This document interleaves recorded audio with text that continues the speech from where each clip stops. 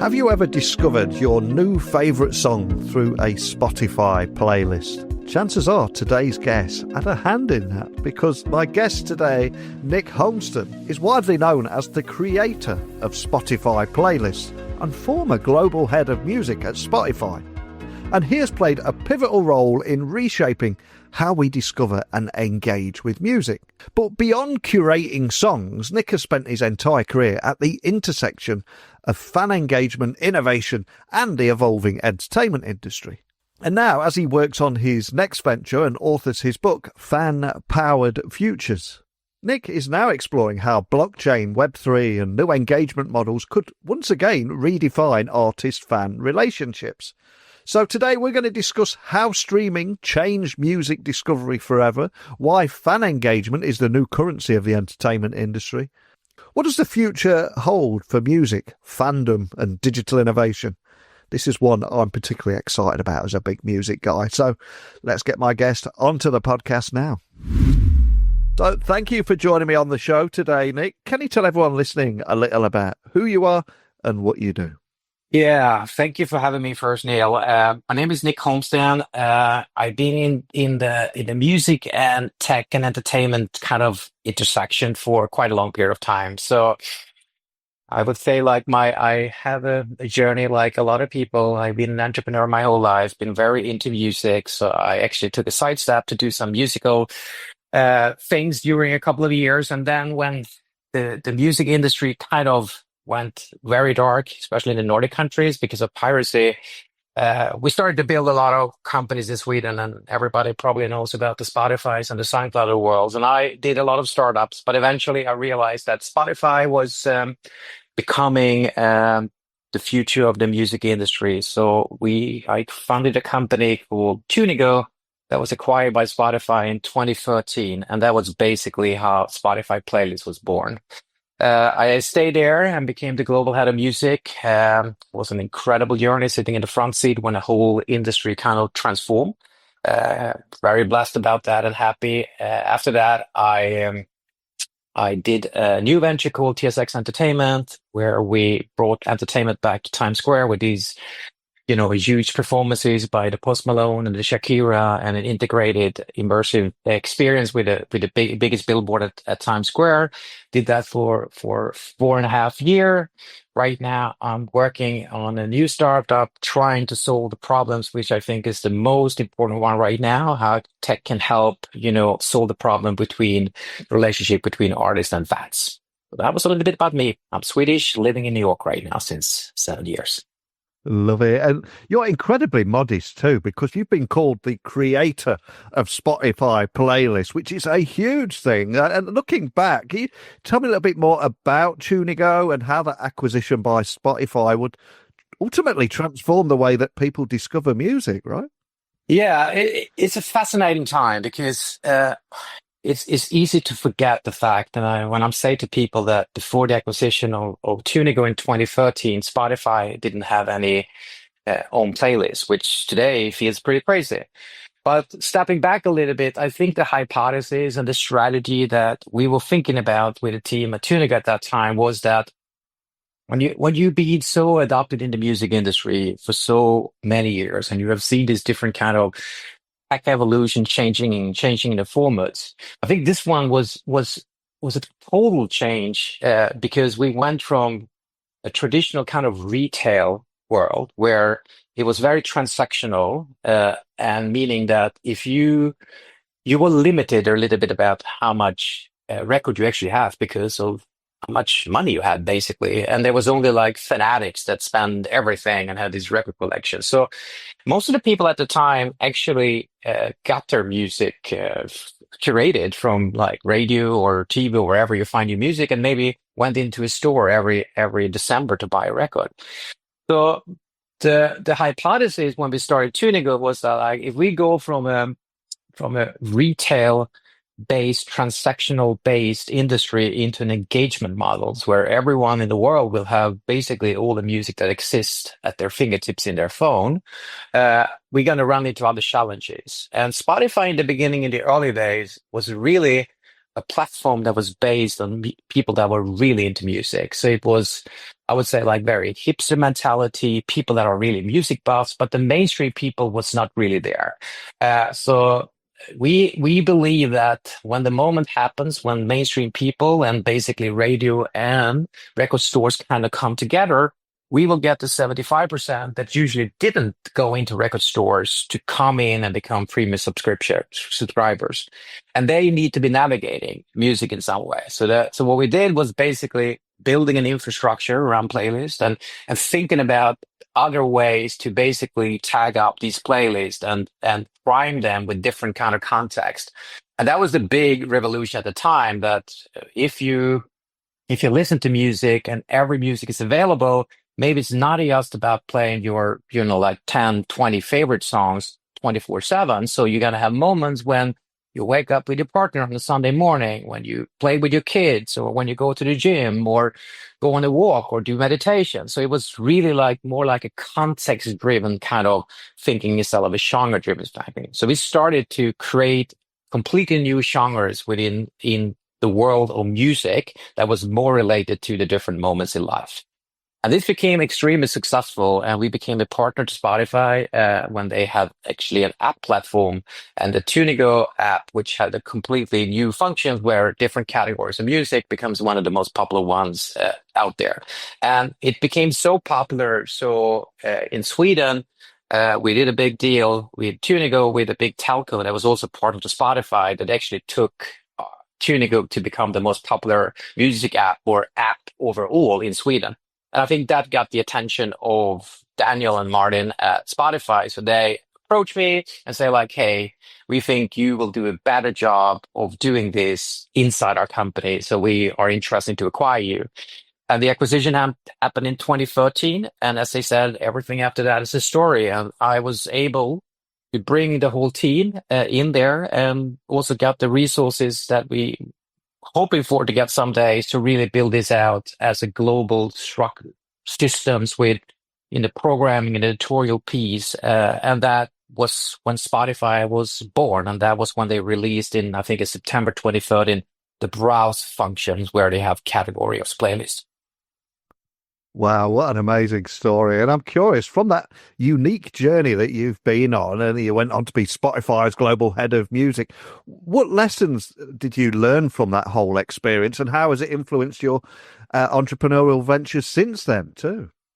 Yeah, it's a roller coaster ride, because I always say that like I have everything to thank for when it comes to the timing and the luck and everything when we build this company and we're able to fit so perfect into that new model of the music industry that led to that position, that you could suddenly, in a very conservative industry that hasn't really seen dramatic change, and suddenly I came there from Sweden, and came into an industry which was structured in a completely different way, with very few, I would say, like people with a lot of powers, gatekeepers that kept the industry in check, so to speak. But I think what Spotify did, and what Playlist did, and what happened at this time was that it changed so dramatically, because suddenly basically anyone could, because of the technology of recording music, could create music and get their music in front of people, which was not possible. So I usually say that like the biggest takeaway of me that I'm always reflecting of afterwards is that in an industry that is so built around the legacy of being in the industry, when it changed, it got you like an insight into how it works. And also it was very educational, I think, for the industry to get that information. Suddenly people rethought the process of the value of music. I remember things like normally like a music release maybe had a lifetime of 6 months, and hopefully there was like a greatest hits album or something coming down further down the road.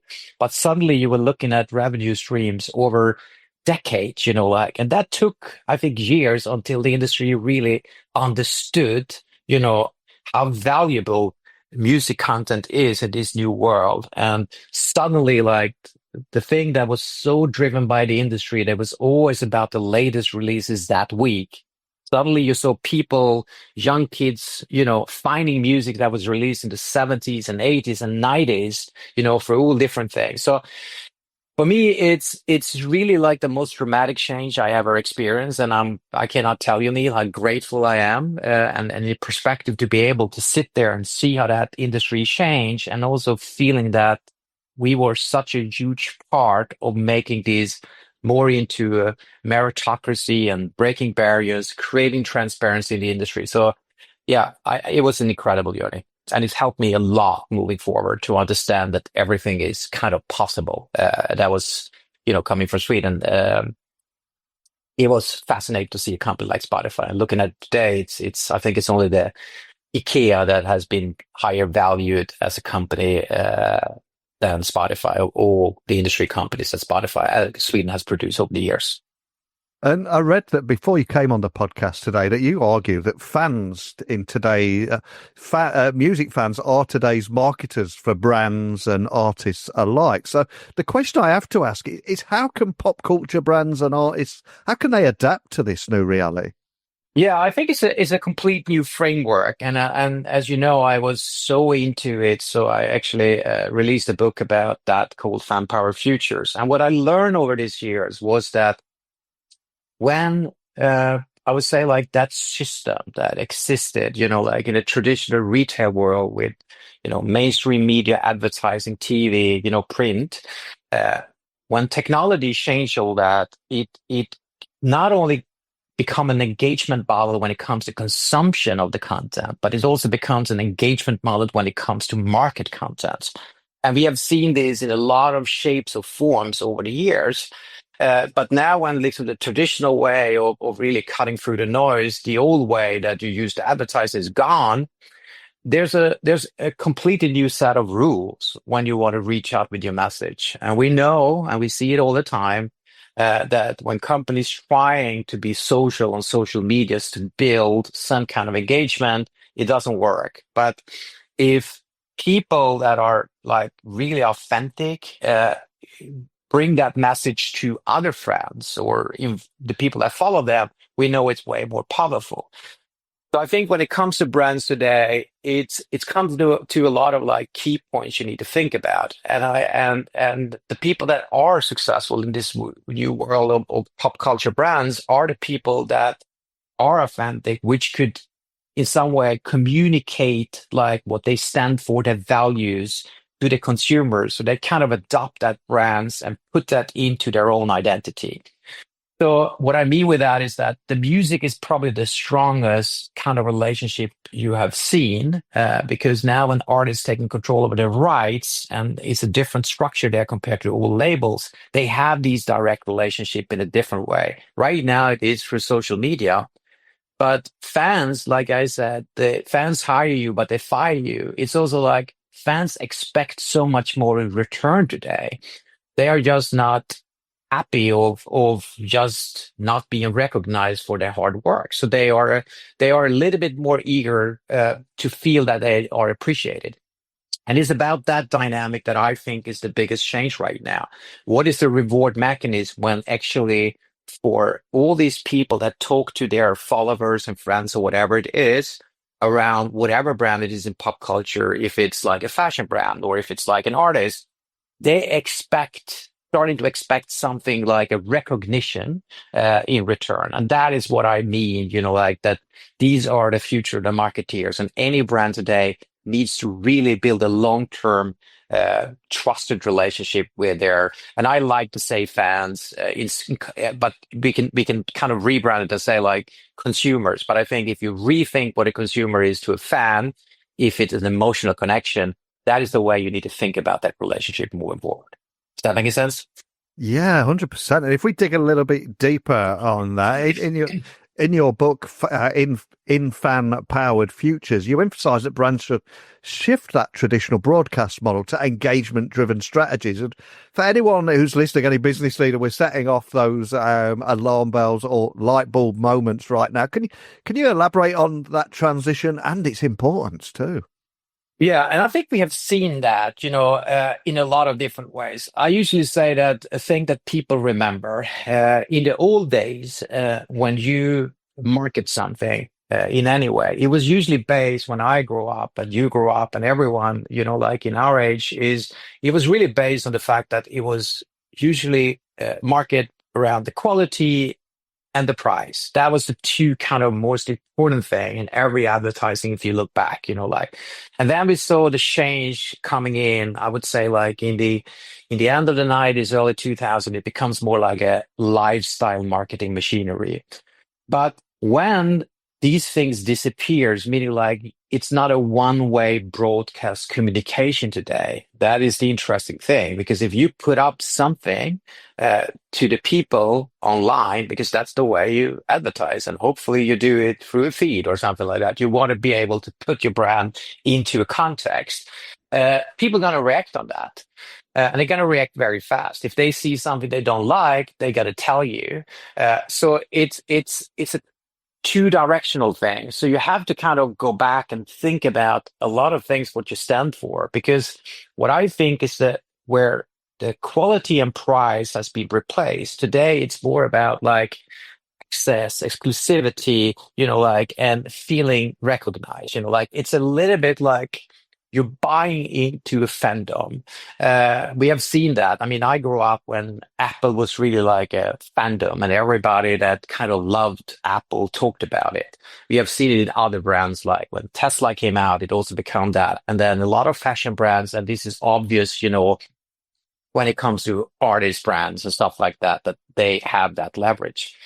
And there is like, I usually say that either you are on the entertainment side of things or you're on the utility side of things. So if you're an electricity company or, like water bill or whatever you do, like in that industry, the only thing that people want to engage with you is that they want to have transparency, simplicity in technology. I think banking is a great example. You want to get in there quick. You want to be doing everything and you want to save time. When it comes to entertainment, and I would say like everything else that is not a utility is actually competing about that attention at that time. So if you back out a little bit and think about like a young person today, like when you release a record or do whatever, if you want to release a new fashion product or a movie or a new game or whatever, you compete with everything within entertainment because you compete about time. And that's why, like, why should people spend that time? Why should they lean into your communicator? And that's where I think you need to build long-term relationship that has these kind of exchange models and the reward system. We have seen that like loyalty with brands where you like them and you feel rewarded is really, really working. We have seen that in hotels and airlines and a lot of other things where you can do that.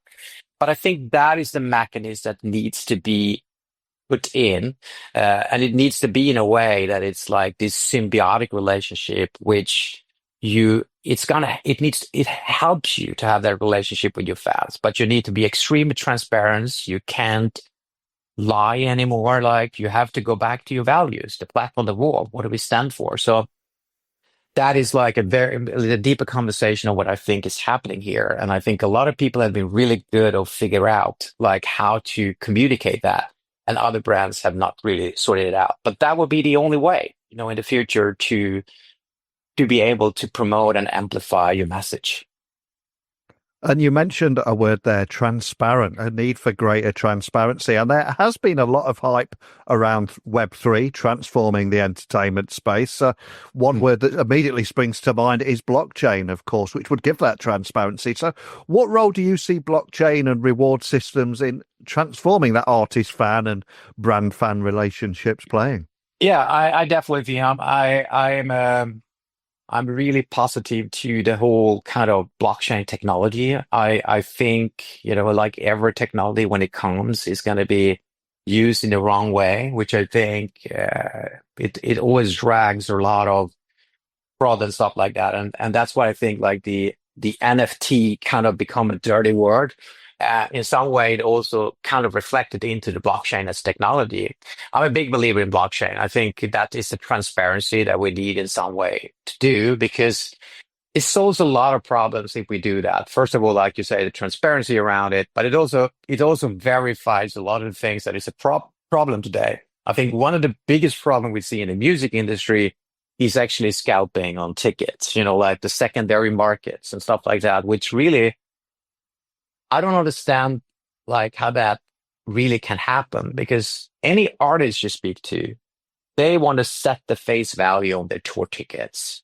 They don't want to overcharge their fans, But if let's say a Live Nation is the promoter of the show and the artists don't want to do secondary, meaning like they don't want to have an upside on the sales, so they tell Ticketmaster not to have a secondary sales. There's still so many players, the StubHubs of the world, that do that. So immediately you see that change from where, an artist want to build a relationship with a fan and puts out $100 tickets, for a seat. And then eventually the fans end up desperately, harassing their parents to buy a nosebleed ticket for 2,500 on a secondary. And this is so easily fixed because in France, for example, they have a system where it says like you can never resell a ticket for more than 15% of the face value, which will solve that problem.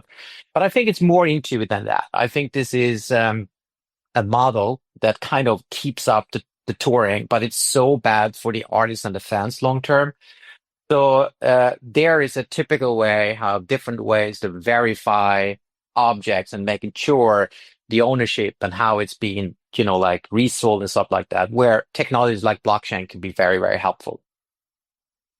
And of course, today we've talked about the journey from creating the first Spotify playlist to Web3 models, blockchain, and a futuristic mindset. And you've been on this journey right from the beginning. So how have you seen fan behavior change over the last decade? And what do you think the music industry needs to do to adapt as it continuously evolves again? Yeah, I think if we go up a little the macro level, I think the biggest change that's actually happened when it comes to ownership. If you look at the industry today, I mean, the record labels, the major record labels that everybody knows about, they will be extremely successful because of the content they already have paid for and own, meaning like back catalog, which has a tremendous value. When it comes to frontline releases, meaning new records that comes out, we have seen a dramatic shift from how artists go independent and then instead license the content back on completely different terms to the labels. That is, the massive change. When that happens, you kind of change the playing field. So in my opinion is that if the artist now controls the rights, we know the Taylors, the Drakes of the world, and it's just going to be more and more of these artists that take control of all their rights and they license back instead on other terms. That means that the record labels don't have, like that extra budget for marketing in the same way, where they used to put on maybe 20% of marketing. That comes back a little bit to the artists in the future because they own it. They need to think about it. So from that perspective, if I'm looking at it from a very simple structure, is that like, who are they marketing to? Yeah, they're marketing to the fans. And what is the marketing channels? It's the fans. What can you give the fans in the old world? You used to give, you set aside 20% to market your records. Like, can you in some way give back something to the fans? I don't think they're looking after, monetary like fiat currency. They're looking for experience. So I think there's an interesting exchange model that I am very bullish on, where I think blockchain and other things will be an important players where, if you look at the fans 20 years ago, they didn't expect to get a picture with their, the global superstar. Today, like a 40-year-old kid, like expect to get a selfie with Taylor. Like, and if she doesn't get it, like she's going to be vocal about it, if she had a chance. So that transparency means that relationship is almost like a friendship today. But they started to become more in a way, and I'm going to give you one example more why I believe that this is the model. But if you think about all the other brands, they use maybe big influencers to communicate their message or a network of small influencers. Artists are in the same position. Like, so imagine that you can activate your fan base, like to get your message out and amplify whatever you do. You have the ability to do that. But I think that fans will ask for something in return. So the question is what that is. But there, I think like the big opportunity for how technology can solve a completely new kind of world when it comes to that relationship between brands and fans. And I've referenced your book a few times today, which is called Fan Powered Futures, Shaping the Future of Spotify and Times Square Through Fan Innovation. And I've got to ask, what was it inspired you to write the book? And what is it that you hope that readers will take away from that too? First of all, like I just felt it was like such a surreal story when I was thinking about myself, growing up in a small city in Sweden. I was totally into, the music industry, loved, first of all, like Times Square music. And for me, like Times Square in the 90s, in the end of the 90s was like the epicenter of entertainment. So I felt the blessing of first being able to time this incredible kind of revolution with streaming and be part of that journey was like so many stories, and so many learnings. And then on top of that, also get the chance to transform Times Square, which was always like a childhood dream for someone.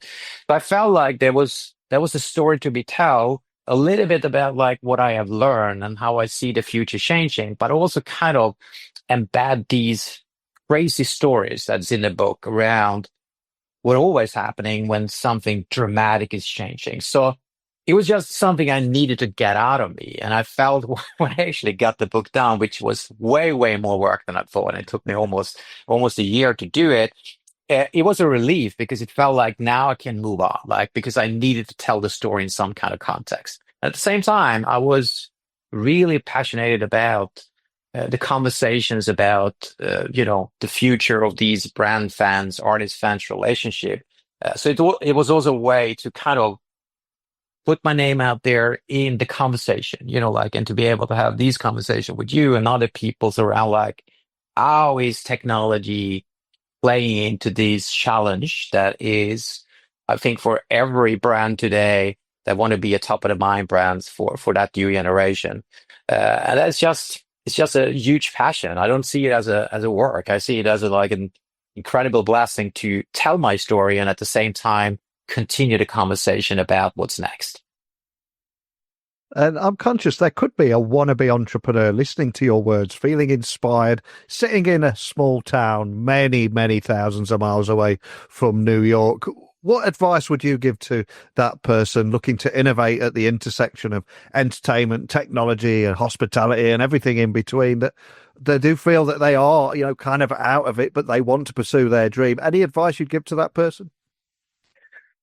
Yeah, absolutely. So I can look at my younger self and I can see how many doubts I have around if, for example, you have an idea and you want to do it and you get rejected so many times. You start to doubt, like, is this going to work? And no one really believes in you.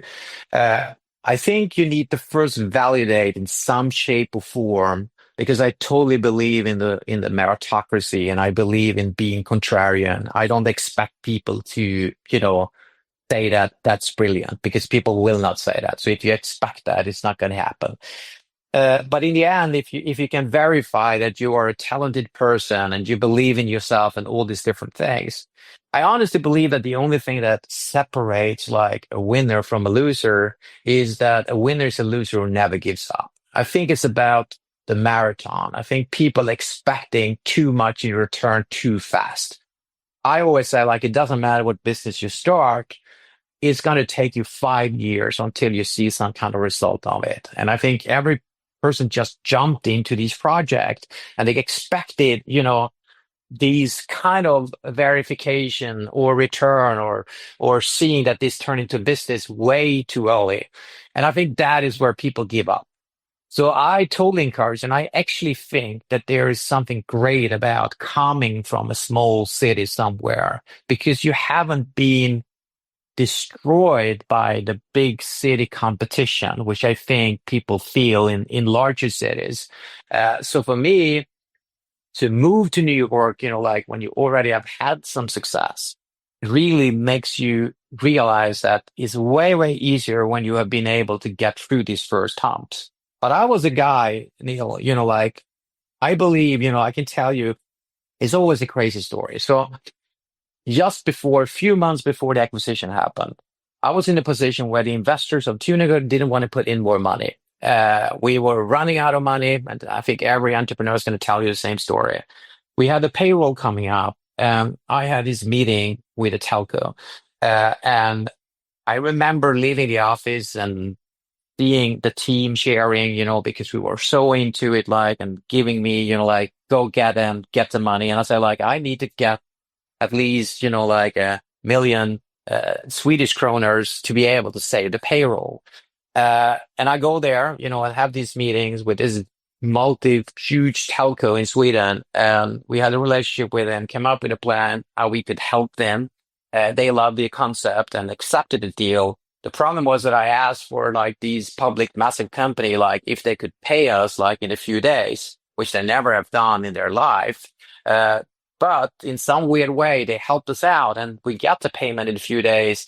And that helped us with that, payroll, and the campaign then drove this app into the top, which led to the acquisition of Spotify.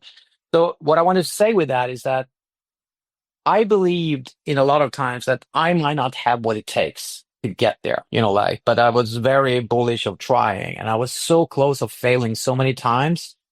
So I think that like the mindset that you need to do is that the resilience and your way to keep pushing is what's going to take you over that hump, but it's always going to be these dramatic situations where you feel like, oh, this is going to go to hell. And you just need to push it through. And I think everyone's going to tell you the same story about these things. And it's scary when you think back on them, but that is the reality. And I encourage everyone to keep pushing, don't give up. It's going to succeed. It's a different world out right now. The people that really has the strengths of keeping going usually get successful in the end. Wow, inspiring words, and what a fantastic story as well. And completely on the other end of the scale, for that business leader or marketer, maybe they're finding that their old ways of doing things are no longer resonating with their audiences. If you could change one thing about how brands currently approach their audiences, what would it be? Yeah, I think just changing the perception. I usually say that to people when they ask me, like, but I'm in this industry, how should I do this? I say, like, if you just change, like the wording, when you usually use consumers, which is for me, consumer is basically like a line item of a financial models where you say, like, I have X amount of consumers, they're spending this amount, this is my profit. When you put the word fans there, it takes away a little bit of, like that perception of what they are. And you're starting to say like, okay, if someone is a fan of your brands, they need to be a fan of something, because there's a huge difference of leaning into a brand. So the first thing was see like, do I have the ability to create a fandom around my brand, or at least making sure that I am an essential piece of people's lives? So they want to add that brand into their brand library that define them as individuals, because that's the honest truth. Like we all are very selective around which car we drive, what clothes we buy, like whatever it is that we do, like what shows we're looking at, we are very defined around that thing. And you just need to ask yourself, going back to the questions like, where is my brand sitting in this world? Do I see that I can think about this from a fan's perspective? And when I'm coming to that thanks, and I can look at my consumers, say like, how can I build a deeper relationship with my consumers? Is there a way I can give back to them if they engage with me? And I think there's where it starts. And then when you have made that decision, I think it's all about like you need to be able to communicate this in the channels where people spend their time scrolling on their phones. How is my message sitting there, together with all these other messages? Is it standing out? Is it making sense? Is this helping me to build? So it's a long journey, but I think everybody needs to think about like where they want to position their brands. If they are more of a utility brand, like you can still be really good at that. But then it's about like trying to find ways how you can save time for people, because that's going to be your upside, like, and why people are going to still like you and spend your time. Simplicity and time saving. And the other one is all about entertainment. How can I bring something in that makes these people feel recognized, rewarded in some ways to keep building that relationship? Well, thank you so much for sitting down with me today. So many valuable takeaways for everybody listening, no matter what role they currently have, where they're listening in the world. And for years now, I've been finishing my podcast by asking my guests to add a song to our Spotify playlist. And I must admit, I'd never in my wildest dreams thought that one day I would have an opportunity to ask that question to the creator of Spotify playlists. So before I let you go, can you share a song that we add to that list? Oh God, that is probably the most difficult questions that I would think about. Like it is. I'm a very broad music guy, but let me see, like, if I can come up with something that I feel is something that stands out and interesting, or I can give you more like a context on my thinking. Where I'm coming from, I always like super excited when people are able to change something, in the music industry and open up a new genre. That's why I love artists like what Billie Eilish have done, like what Post Malone did when he came, like someone that really steps in and be versatile. I think my absolute favorite artist is probably Post Malone, and that is based on two things. Number one is that he's the absolute nicest person you're going to meet in your life. And he has been able to do certain things that I think is incredible, that he has been transitioned through different genres in a way that no one has been able to do before. And I think his new country album is incredible. So let me take something that is very simple. I would say, like, I had some help in Morgan Wallen with Post Malone will be my track, because that's defined a guy that has been able to have the most, I think, most songs that have streams more than 1 billion streams on Spotify, and also have been able to go from like hip hop into rock to pop to country. And it's just mind blowing for me, especially when I think about him as a person. I was a long rant there. Not at all. It was a perfect choice. I'm adding that straight to our Spotify playlist. And obviously, we've talked about so much today, but for anyone listening wanting to check out your book, find out more about you, or dig a little bit deeper on anything we talked about, where would you like to point everyone listening today? Yeah, so if it's about the book and a little bit of story around that, you can go to nickholmsten.com. And if you want to follow me, I think I'm mostly active on Instagram, and my tag is Nick Manic, NickManic. There's where you find me.